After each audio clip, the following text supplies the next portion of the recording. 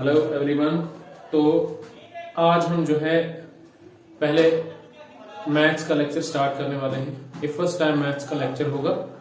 तो सबसे पहले मैं आपको बताऊंगा कि मैथ जो है इसका जो फोबिया आपने लिया है, डर जो आपको होता है, उतना जो है मैथ टफ नहीं होता है, बल्कि हम इससे टफ बनाते हैं। जब आप एक एटीट्यूड रख के, ऐसा एटीट्यूड रख के कि मैथ जो है इतना टफ नहीं है, आप इसको कर सकते हैं, तो ये वाला एटीट्यूड लेकर जब आप इसको पढ़ोगे तो जो है बहुत अच्छा इसमें आप परफॉर्म करते हो। तो अब मैथ की आसानी क्या होती है कि मैथ में जो क्वेश्चंस होते हैं उसमें हर एक चीज बताई होती है। आपके क्वेश्चन में हर एक पूरा रास्ता बताया होता है और फिर आपने उसका आंसर निकालना होता है। तो आज का जो हम चैप्टर स्टार्ट करने वाले हैं इसका नाम है मेंसुरेशन। इसका नाम है मेंसुरेशन। मेंसुरेशन का जो लिटरल मीनिंग होता है वो होता है measurement. The literal meaning of mensuration is measurement. जब आप मेजरमेंट करते हो, किस चीज की मेजरमेंट आप करते हो? ज्योमेट्रिकल शेप्स, जैसे रेक्टेंगल हुआ, स्क्वायर हुआ, ट्राइंगल हुआ, कोई भी जो फील्ड आपके पास दी है उसका जब एक कोई खास शेप होता है तो उसका जब आप मेजरमेंट करते हो, सर्कल होगा, तो उसे कहते हैं मेंसुरेशन। मेंसुरेशन में मेजरमेंट के बारे में आप पढ़ते हो। आप किसी ज्योमेट्रिकल शेप का एरिया निकालते हो, पेरीमीटर निकालते हो, जैसे आप सर्कमफ्रेंस निकालते हो, सर्कल का एरिया निकालते हो, तो ये सब आप मेंसुरेशन में पढ़ते हो। तो आज हमने जो स्टार्ट किया है पहला चैप्टर, और ये फर्स्ट एक्सरसाइज है, एनसीईआरटी बुक की एक्सरसाइज है, और उसका जो पहला क्वेश्चन है वो आपके पास यहाँ पर गिवन है। मैथ में जो सबसे पहली चीज होती है वो आपने पहले क्वेश्चन को समझना है। जब आपको क्वेश्चन पूरा समझ आता है तो फिर जाकर आप उसका आंसर बिल्कुल एक इजी वे से निकाल पाते हो। और इस क्वेश्चन को जब आप पूरा समझोगे तो फिर आपने क्वेश्चन पढ़ूंगा और आपको समझाऊंगा और फिर बताऊंगा कि इसको किस तरीके से बहुत ही इजी तरीके से सॉल्व करना है। A square and a rectangular field with measurements as given in the figure have the same perimeter.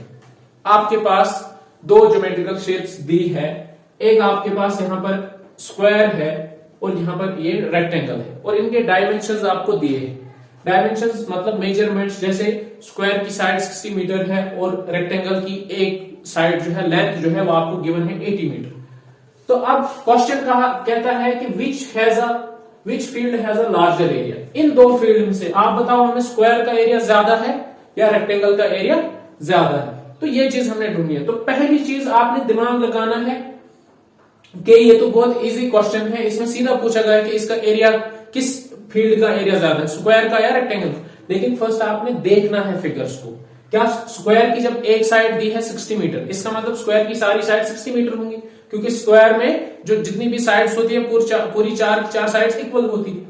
लेकिन दूसरी साइड से आप बताना क्या है, आपने इन दो फिगर्स में से एरिया किसका ज्यादा। एरिया आप तब बता सकते हो, स्क्वायर का तो आप एरिया निकाल सकते हो, लेकिन रेक्टेंगल की एक वाली साइड दी ही नहीं है, ब्रेड्थ जो है, विड्थ या ब्रेड्थ जिसे कहते हैं, वो आपके पास दी ही नहीं है। तो इसका मतलब यह है कि आपने पहले उसको फाइंड आउट करना है। मेन क्वेश्चन यहां पे आता है कि आप तब बता सकते हो कि इन दो में से स्क्वायर का एरिया ज्यादा है या रेक्टेंगल का। आप कब बता सकते हो? आप इसका एरिया तब बता सकते हो, ये तब बता सकते हो कि एरिया किसका ज्यादा है जब आपको मेजरमेंट्स पूरे गिवन होंगे। लेकिन यहां पर रेक्टेंगल की आपको ब्रेड्थ दी नहीं है, तो हमने क्या करना है? पहले हमने सबसे पहले देखना है कि रेक्टेंगल की ब्रेड्थ क्या है। तो लेट्स फाइंड आउट।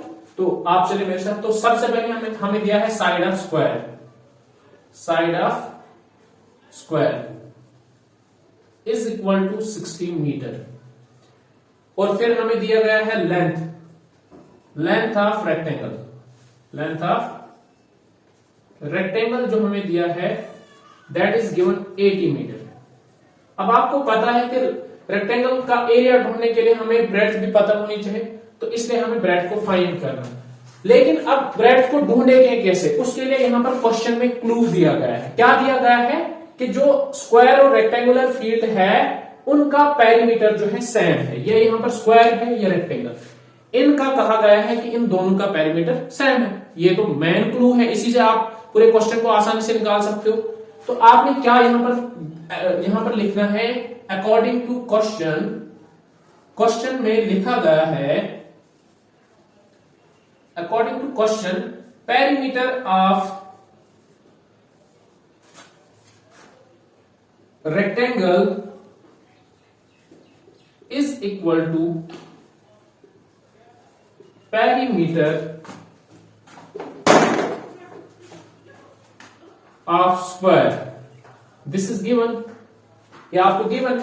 तो अब करना क्या है, आपने यहां पर इनके फॉर्मूलाज पुट करने हैं। आपको पता है, आपको इनके फॉर्मूलाज याद भी होने चाहिए और इसको आप डिराइव भी कर सकते हो, लेकिन यहां पर इतना टाइम नहीं है कि मैं आपको सिखाऊं कि इससे एक फॉर्मूला किस तरह से डिराइव करना। तो जो फॉर्मूला याद रखना होता है वो आपको पता है कि पेरीमीटर ऑफ रेक्टेंगल का फॉर्मूला होता है 2 into L plus B, L that is length, B that is breadth, and perimeter of square that is 4 multiplied by side.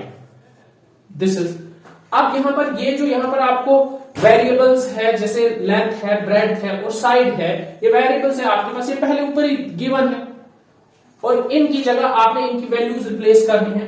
For example further employees 2 bracket में, अब यहां पर आपको गिवन है कि लेंथ ऑफ रेक्टेंगल कितनी है 80 मीटर प्लस ब्रेड्थ जब नहीं दी है तो इसको ऐसे ही रखना है।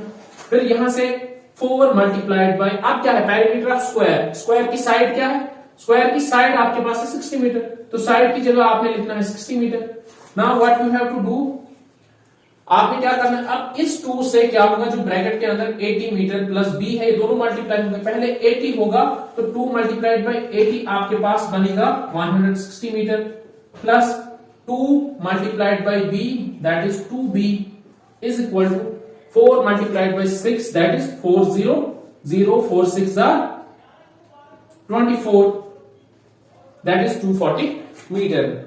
ये चीज याद रखना, जब भी आप ये कैलकुलेशंस करोगे कैलकुलेटर का यूज नहीं करो, इनको प्रैक्टिस करो, खुद करो आप, डोंट यूज कैलकुलेटर। कैलकुलेटर पे आपने डिपेंडेंट नहीं रहना है, आपको पता है हमने स्कूल में जो है ये अलाउड नहीं रखा है कैलकुलेटर, आपने खुद कैलकुलेशंस करनी है। क्यों?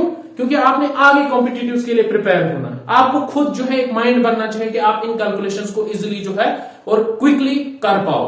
तो यहां पर आपने कैलकुलेशंस करनी है, ये कैलकुलेशंस हुई, अब क्या होगा आगे, अब यहां पर आप देखो, यहां पर है 160 मीटर प्लस 2b, अब आपको पता है इसके साथ वेरिएबल है b है और ये b क्या है, ये ब्रेड्थ ऑफ रेक्टेंगल है, तो हमने ये फाइंड आउट करनी है। तो इसका मतलब हम यहां से शिफ्ट करेंगे 160 मीटर, 2b आपका यहीं पे रहेगा, ये किस में है, प्लस में है, जब कुछ नहीं होता है प्लस है, जब ये शिफ्ट होगा राइट हैंड साइड तो ये यहां पर 240 मीटर, जब ये इस साइड जाएगा तो ये होगा आपका माइनस 160 मीटर।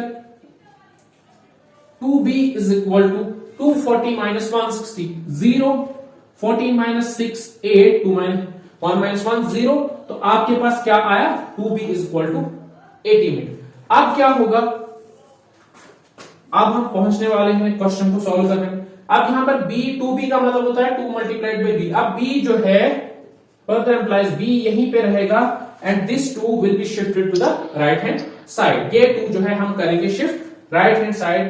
अब आपको पता है जब भी कोई चीज मल्टीप्लाई में होती है, जब वो दूसरी साइड जाती है तो मल्टीप्लाई वाली जो चीज है वो डिवाइड हो जाती है, तो ये 2 जो है ये यहां जाकर क्या होगा, डिवाइड होगा। कैलकुलेशन कर लो, 2 1s are 2, 2 4s are 8, 4 और 0 और आपके पास ये आया 40 metre, that is breadth is equal to 40 metre. Main जो क्वेश्चन की डिमांड थी वो हमने पूरी कर दी, जिस पर पूरा क्वेश्चन जो था वो depend. Now you can easily find out what is the area of square, what is the area of rectangle.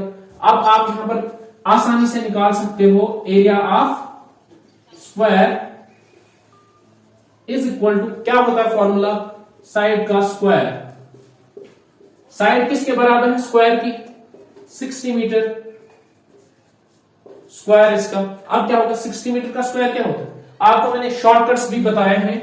अब आपका 60 मीटर है तो 60 multiplied by 60, what you have to do, first जो डिजिट है टेंस प्लेस पे ये आप multiply करो, 6 6 36, आगे क्या है 2 0 है तो ये लगा लो इधर, यहां पे भी मीटर, यहां पे भी metre, metre into metre, metre का स्क्वायर, तो आपके पास आया 3600 मीटर स्क्वायर। और अब आपने बताना है एरिया ऑफ रेक्टेंगल, आपको तो फॉर्मूला पता है, लेंथ मल्टीप्लाइड बाय ब्रेड्थ, आपको पहले ही गिवन है लेंथ किसके बराबर है, 80 मीटर के बराबर, और ब्रेड्थ आपने यहां पर फाइंड आउट की, ये आपका जो ब्रेड्थ निकला b equal to 40 metre, replace b by 40 metre, यहाँ पे आपने 40 मीटर लिखा। Now what you have to do, जो टेंस प्लेस पे डिजिट है उनको मल्टीप्लाई करो, 8 4 जार 32। अब आगे कितने जीरो है, एक 8 के साथ जीरो है, एक 4 के साथ जीरो है, तो 2 जीरो लगेंगे इधर। मीटर इंटू मीटर, मीटर का स्क्वायर। तो ये आपका निकला एरिया। एरिया ऑफ स्क्वायर निकला आपके पास 3600 मीटर स्क्वायर, और एरिया ऑफ रेक्टेंगल आपके पास निकला 3200 मीटर स्क्वायर। यही तो क्वेश्चन था। यहां पर देखिए आप कि which field has a larger area, यही आपने बताना था कि इन दो फील्ड में से बताओ आप क्या स्क्वायर का एरिया ज्यादा है या रेक्टेंगल का ज्यादा है। तो आपको सीधा पता चला स्क्वायर का 3600 मीटर स्क्वायर है और रेक्टेंगल का हमें निकला 3200। That means square has a larger area, hence square has a larger area. That's all. यही था आपका क्वेश्चन। अब हम आगे जो है आपकी कंटिन्यू क्लासेस करेंगे। हर दिन हम एक एक दो दो क्वेश्चंस पढ़ेंगे। तो अगर आप इस क्वेश्चन का जो है स्क्रीनशॉट लेना चाहते हैं तो हम इसको जूम करेंगे। आप इसका स्क्रीनशॉट आराम से ले सकते हो बिल्कुल इजीली। मैं 2 सेकंड्स के लिए हट जाता हूं।